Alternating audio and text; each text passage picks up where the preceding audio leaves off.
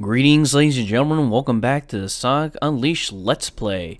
So we spent about a good 2 parts in Holoska nighttime stage. Yeah, tried to bullshit my way out of that part. But now it's time to take on Holoska's nighttime boss now.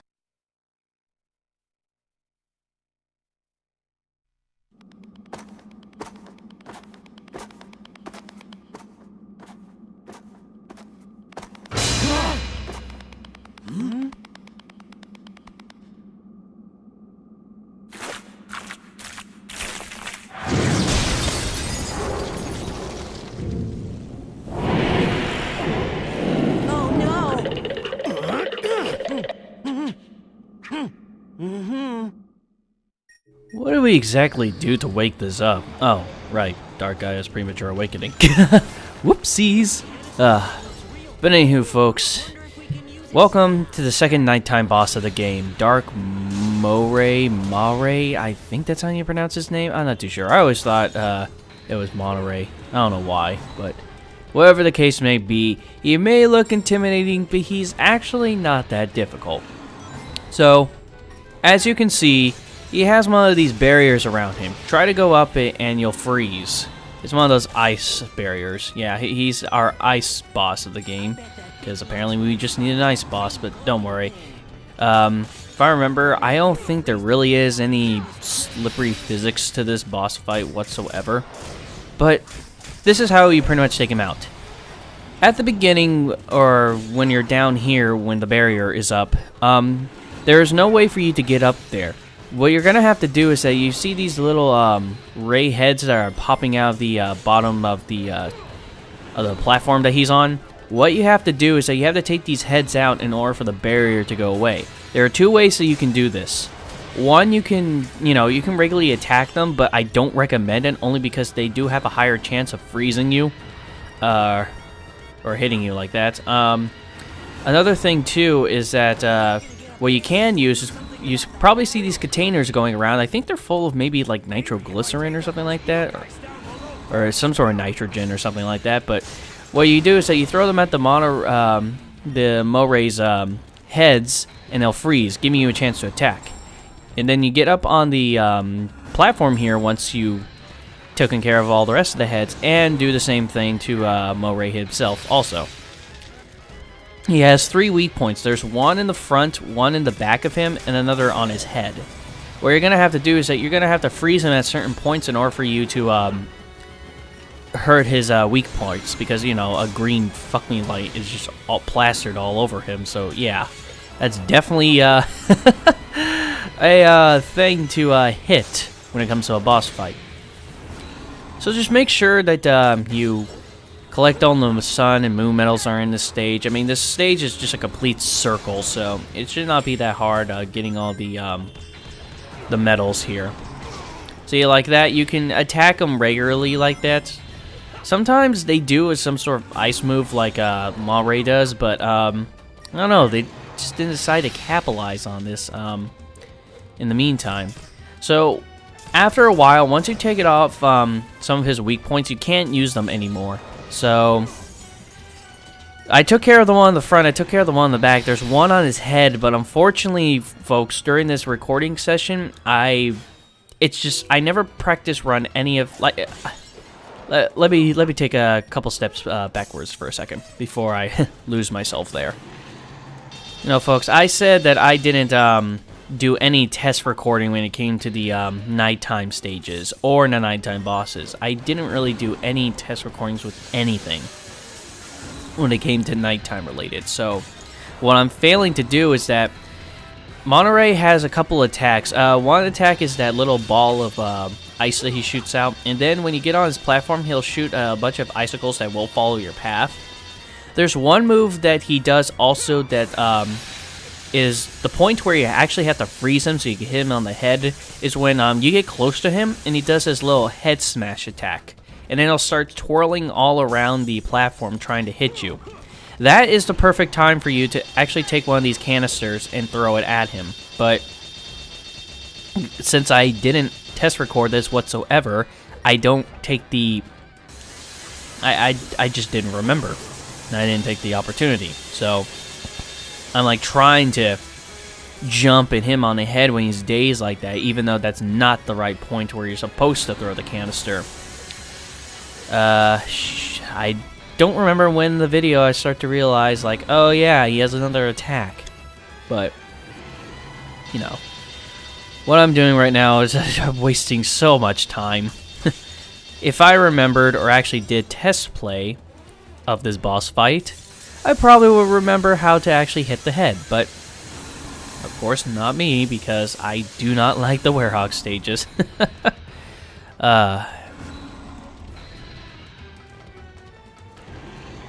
So I'm pretty much just waiting until I actually show off the right opportunity for the melee attack he does, but anywho folks, you know, I'll probably take this time to apologize to you guys about this part coming out.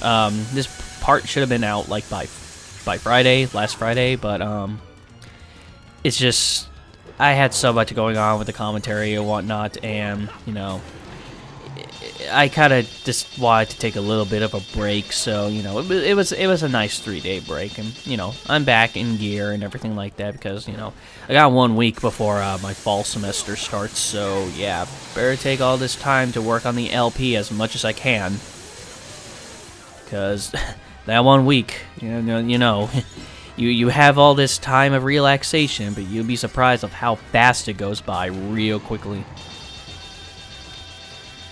I just try to get stuff with the commentary group, and also try to do stuff with my LP. And I really want to get my new Super Mario Brothers marathon all started with, because it's literally a marathon that I should have gotten done during the month of March or February earlier this year, but so much was going on. You see, I actually hit him on the head doing that.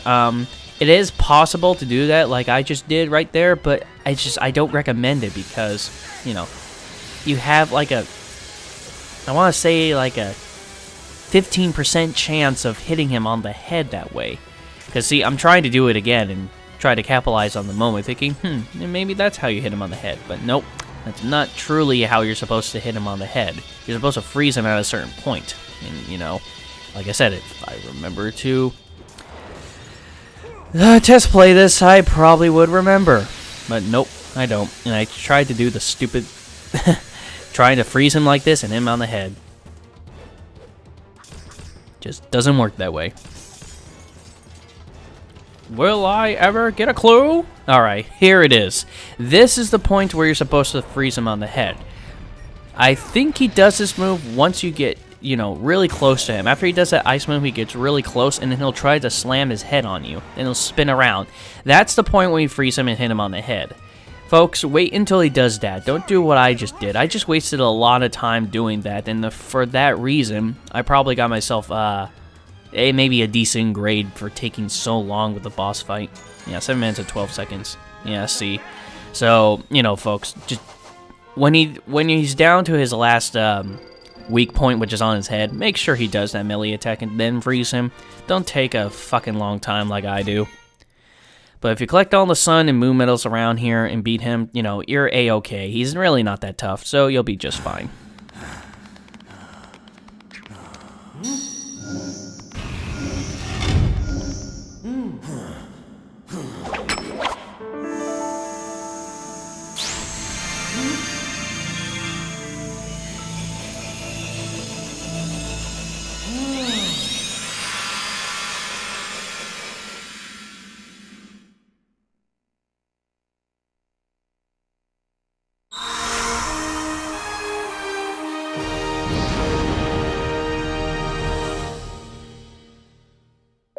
And so the green apple flavored Chaos Emerald was restored. But is he still gonna ask why Chip can summon the altars? Nothing? Really? Yeah, whatever. Sometimes Sonic needs to get a clue, but his eagerness kind of leads him to quick and not really thinkable solutions. But anywho, it doesn't really matter. We are done with Holoska now. So we got our 4th Gaia Temple down. So there should be 3 more to go to. So the next few are going to be in new places. We're going to actually be visiting new places now. But before we do that, we have to deal with some plot, everybody. We'll see what Eggman's been up to.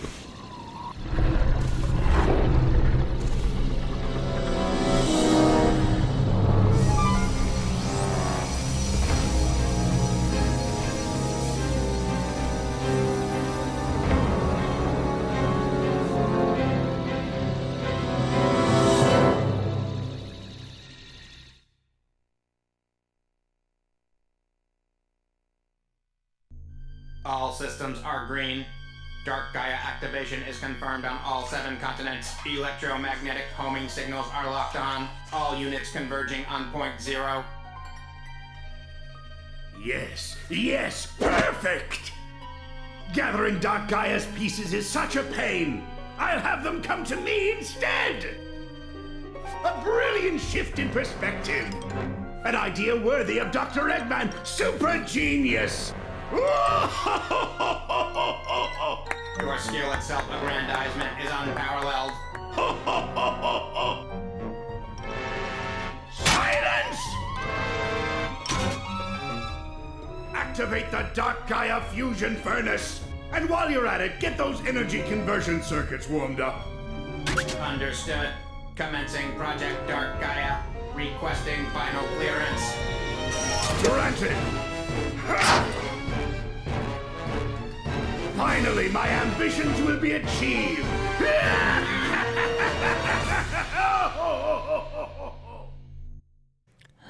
So, Dark Gaia's minions are somewhat like him. But Eggman's getting them all together to create something. I wonder what. Well, we will figure out later down this line. But anywho, folks, we're going on to our next new city, Shamar. This is probably the second biggest city, or who knows, it could be bigger than Spagonia. Those are the 2 biggest cities like I talked about. And, you know, hey, Wetos is here. And now, since we actually talked to him enough, we can actually buy stuff from him. Now, you know, like I said, Wetos here has some pretty good items here for sale, and they can actually give you a lot of XP, like the Hero Sandwich. And he also has some art books and even some movies and stuff like that that you can't buy at a regular store. And as you can see, if you buy something from him, you actually get an achievement. But I'm not too sure if the Wetos Infinite Rings trick actually works anymore. I don't know if the updates over the years have fixed that, but, you know, I tried to look into it. That's what I'm doing right now, and frankly, I do not see, I don't really see me, really... It doesn't seem like it's working. But then again, it's been forever since I've done the trick, so, you know, I wouldn't know. So, you know, I'm buying whatever I got from him and, you know, giving it to Sonic. Like I said, you can't give stuff to Chip, but he'll just give you a reaction. You're just giving him stuff only to get an achievement, the BFF achievement. Because, you know, that achievement is, you know, you buy all sorts of foods and everything like that, you give them a chip. That's what the achievement does. Of course, the description doesn't tell you that, but, you know, that's what the achievement is for. So, pretty much, Professor Pickle, what he told us in the lab is that the next Gaia Temple is in here in Shamar, and he decided to set up shop here. So, right now, we are currently looking for his, where his new location for his lab is, but... I'm just dilly-dallying around looking for sun and moon medals because, you know, I want to do... I said this time and time before, I just want to do less backtracking as I can. And I don't think I find all the sun and moon medals in this area, but you know what, it doesn't matter.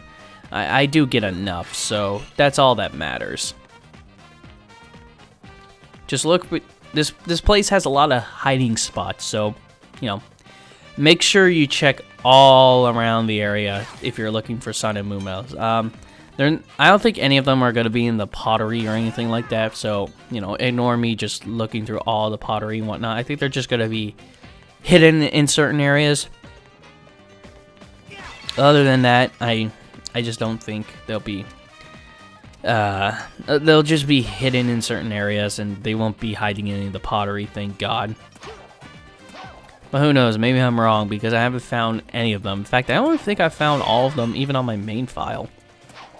And again, it's been forever since I played my main file, but then again, I used my main file to re-record Missouri's nighttime stage again because of a technical hiccup.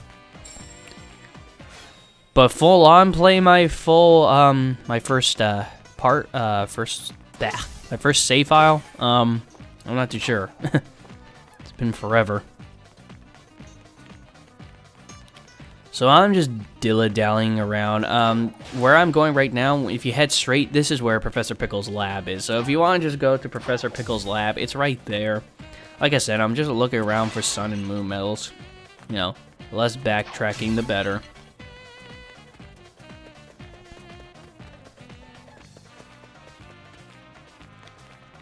I